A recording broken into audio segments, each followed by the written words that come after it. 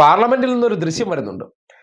മോഡിജിക്ക് corporation താലത്തിൽ കൊണ്ടുവന്ന് കൊടുത്തതിൻ്റെ ചാരിതാർത്ഥ്യം, അതിൻ്റെ സന്തോഷം അദ്ദേഹത്തിന് കൂടി കാണാൻ വേണ്ടി പാർലമെന്റിന്റെ മുന്നിൽ നിന്നിട്ട് കേരളത്തിലെ ഒരു രാഷ്ട്രീയ സംഘടനയ്ക്കെതിരെ അല്ലെങ്കിൽ ഇന്ത്യ മുന്നണിയിലെ മറ്റൊരു രാഷ്ട്രീയ പാർട്ടിക്കെതിരെ പ്രതിഷേധിക്കുന്ന ഒരു രീതി നോക്കണേ.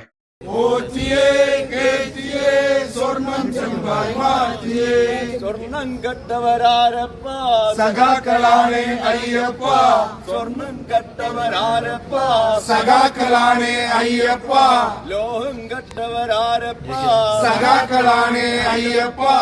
ഈ ഒരു ദൃശ്യത്തിൽ നിങ്ങൾ എപ്പോഴെങ്കിലും കയ്യിൽ BJP എന്ന് എഴുതിക്കൊണ്ടോ നരേന്ദ്രമോദിയുടെ ചിത്രം പിടിച്ചോണ്ടോ ഒരു പ്രതിഷേധം ആ ഗാന്ധിയുടെ പ്രതിമയ്ക്ക് മുന്നിൽ എവിടെയെങ്കിലും നടത്തിയതായിട്ട് നിങ്ങൾ കണ്ടിട്ടുണ്ടോ?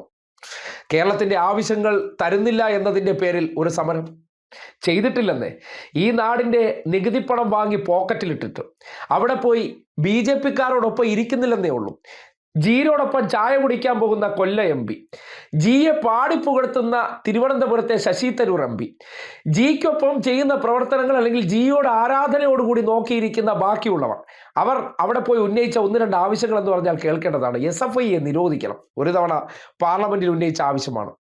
ഇപ്പോൾ ശബരിമലയിൽ നിങ്ങൾ CBI വരൂ, കോടതിയെ വിശ്വാസമില്ലത്രേ, നിങ്ങൾ വരൂ, ഞങ്ങൾക്ക് അടുത്ത അവിടെ ഇലക്ഷനാണ്, എങ്ങനെയെങ്കിലും വരൂ. അങ്ങനെ നികുതിപ്പണം കൊണ്ട് തീറ്റിപ്പോറ്റുന്നവന്മാർ പച്ചയ്ക്ക് വർഗീയതയാണ്, അതായത് ഹിന്ദു വികാരം ഞങ്ങൾ ഉണർത്തി, ആ ഉണർത്തിയിലൂടെ ഞങ്ങൾക്ക് വിജയിക്കാൻ കഴിഞ്ഞു. എന്താണ് സംഘപരിവാർ ചെയ്യുന്നത് ഈ നാട്ടിൽ? അതിൻ്റെ മറ്റൊരു വേർഷൻ. ഡൽഹിയിൽ പോയി നിന്നിട്ട് ഇന്ത്യ മുന്നണിയിലെ മറ്റൊരു രാഷ്ട്രീയ പാർട്ടിയെ എങ്ങനെയാണ് ഇതിലുള്ളവന്മാർ തന്നെ ചെയ്യുന്ന പ്രവൃത്തിയെന്ന് നിങ്ങൾ കാണാൻ പറ്റും.